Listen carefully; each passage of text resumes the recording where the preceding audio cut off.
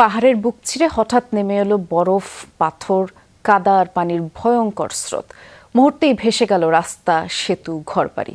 নেপাল চীন সীমান্তে ঘটে যাওয়া এই দুর্যোগকে প্রথমে মনে করা হয়েছিল ভূমিকম্পের পর বন্যা, কিন্তু স্যাটেলাইট ও ভূকম্পন বিশ্লেষণে সামনে আসছে ভিন্ন চিত্র। ধারণা করা হচ্ছে প্রায় ৫,২০০ মিটার উচ্চতায় হিমবাহের একটি অংশ ভেঙে পড়ে তৈরি হয় আইস রক অ্যাভালাঞ্চ।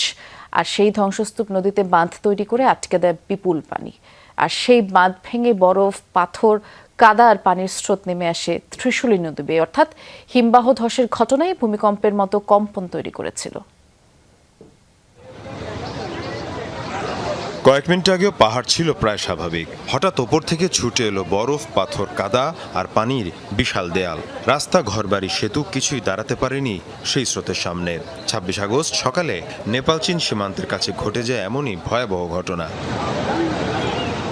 স্যাটেলাইট বিশ্লেষণ বলছে বিপর্যয় শুরু হতে পারে প্রায় ৫,২০০ মিটার উচ্চতার একটি হিমবাহের নিচের অংশ ভেঙে পড়ার মধ্য দিয়ে। সে বরফ পাথরের বিশাল অংশ প্রায় ১,২০০ মিটার নিচের উপত্যকায় আছড়ে পড়ে। ঘটনার কেন্দ্র নেপালের রসুয়া জেলা এবং চীনের তিব্বত সীমান্তবর্তী এলাকা। রসুয়াগাড়ি সীমান্ত ক্রসিং থেকে প্রায় ২০ কিলোমিটার উত্তর পূর্বে লেন্দে নদীর আশেপাশে শুরু হয় এই বিপর্যয়ের সূত্রপাত।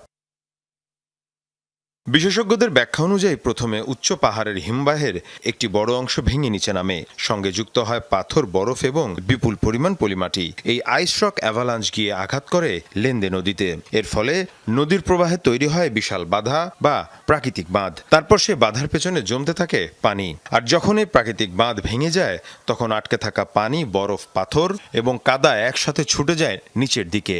এটাই তৈরি করে ভয়াবহ ডেব্রিস লেডেন ফ্ল্যাশ ফ্লাড। এই স্রোত সাধারণ নদীর বন্যার মতো ছিল না, এর সাথে ছিল বিপুল পরিমাণ পাথর, বরফ এবং পলি। ফলে পানির স্রোত পরিণত হয় অনেকটা তরল কংক্রিটের মতো এক ভয়ঙ্কর ধ্বংসাত্মক প্রবাহে। ত্রিশূলী নদী হয়ে সেই স্রোত দ্রুত ছড়িয়ে পড়ে নিচের দিকে। নদীর গালছি এলাকার মাত্র ৩০ মিনিটে পানির উচ্চতা প্রায় ৯ মিটার বেড়ে যায়। মালিখো এলাকাতেও একই সময়ে প্রায় ৭ মিটার বৃদ্ধির খবর পাওয়া যায়। প্রাথমিকভাবে ধারণা করা হয়েছিল ভূমিকম্পের কম্পনে হিমবাহ বা পাহাড়ের একটি অংশ ধসে পড়তে পারে, কিন্তু ইউএসজিএস অতিরিক্ত সিসমিক তথ্য, দীর্ঘ তরঙ্গের ভূকম্পন এবং স্যাটেলাইট ছবি বিশ্লেষণ করে জানায় ওই কম্পন আসলে কোনো টেকটোনিক ভূমিকম্পের কারণে হয়নি, বরং হিমবাহ ধস এবং ধ্বংসস্তূপের জোয়ার ওই সিসমিক সিগন্যাল তৈরি করেছিল। অর্থাৎ ভূমিকম্প বন্যার কারণ নয়, বরং হিমবাহ ধসের ঘটনায় ভূমিকম্পের মতো কম্পন তৈরি করেছিল।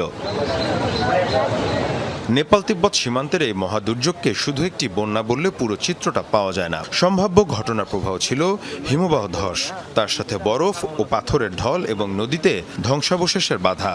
তারপর সেই বাধা ভেঙে পানি, পাথর ও কাদার ভয়ঙ্কর স্রোত, আর মুহূর্তের মধ্যে ধ্বংস হয়ে যায় নিচের জনপদ। মীর মুশফিকা হাসান, যমুনা নিউজ।